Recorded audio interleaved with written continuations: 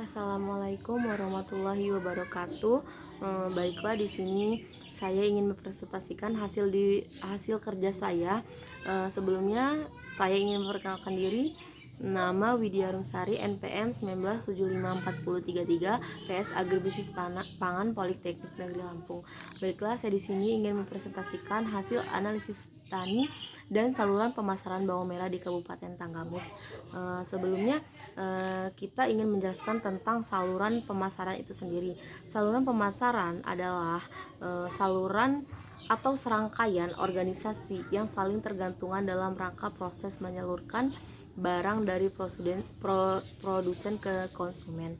Sedangkan lembaga pemasaran itu sendiri merupakan badan usaha atau individu yang menyelenggarakan pemasaran, menyalurkan jasa atau komoditi dari produsen ke konsumen akhir, serta mempunyai hubungan badan usaha atau individu lainnya.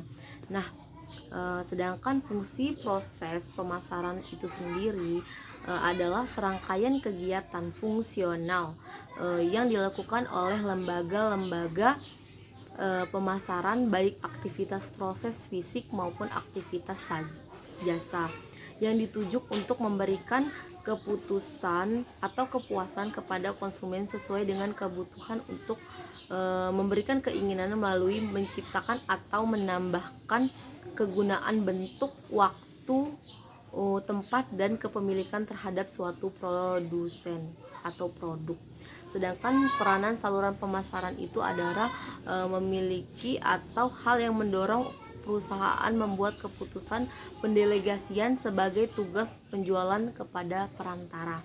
Nah, sedangkan pasar itu sendiri memiliki 4 jenis, yaitu pasar persaingan sempurna, pasar monopoli, pasar monopsoni, dan oligopsoni. Sedangkan bentuk-bentuk pasar itu ada beberapa jenis, yaitu pasar tani, pasar tradisional, pasar modern, dan pasar lelang. Nah, sedangkan margin pemasaran itu adalah biaya dari jasa-jasa pemasaran yang dibutuhkan sebagai akibat permintaan dan penawaran dari jasa-jasa pemasaran komponen. Nah, metode pelaksanaan ini dilakukan pada tanggal 1 Januari 2016. Tempatnya adalah di Kabupaten Tanggamus, di 3 kecamatan, yaitu Kecamatan Gunung Alif, Kecamatan Kota Agung Timur, dan Kecamatan Gisting. Nah, pukul pelaksanaannya ini pada pukul 10 pagi. Alat dan bahan itu yang digunakan pada praktik di lapangan ke Kota Agung Timur, ke Gunung Alif, dan ke Gisting dengan menggunakan atau membawa alat tulis dan kendaraan. Nah, analisis terhadap bawang merah itu, yang pertama adalah analisis pendapatan usaha bawang merah, yang kedua adalah analisis efisiensi sistem pemasaran bawang merah, yang ketiga adalah margin pemasaran dan rasio profit margin, yang keempat adalah metode pengambilan data. Nah, metode pengambilan data itu adalah dengan 3 cara: literatur, artinya mengambil beberapa buku-buku atau sumber bacaan dari perpustakaan, pengetahuan, serta menambah gambar-gambar tentang hal yang dipelajari penulis. Yang kedua itu adalah referensi dari internet. Itu berfungsi untuk membantu mengembangkan ilmu dan penambahan pengetahuan dalam menulis nantinya. Yang terakhir adalah wawancara ke lapangan praktik di Tanggamus itu sendiri. Nah, pembahasan keadaan umum responden di Kabupaten Tanggamus itu rata-rata si petani usianya 31 tahun sampai 73 tahun. Mayoritas pendidikan akhirnya adalah SD. Artinya sebagian besar petani bawang merah di Kabupaten Tanggamus berpendidikan rendah. Sebagian besar 80% petani tersebut ialah petani penggarap atau penyewa lahan. Nah, sekarang keberagaman usaha tani itu. Sedangkan usaha tani itu dilakukan 2 kali penanaman, yaitu musim tanam pertama atau MT1 pada bulan Maret atau Juni, dan musim tanam kedua atau MT2 pada bulan Juli dan Oktober.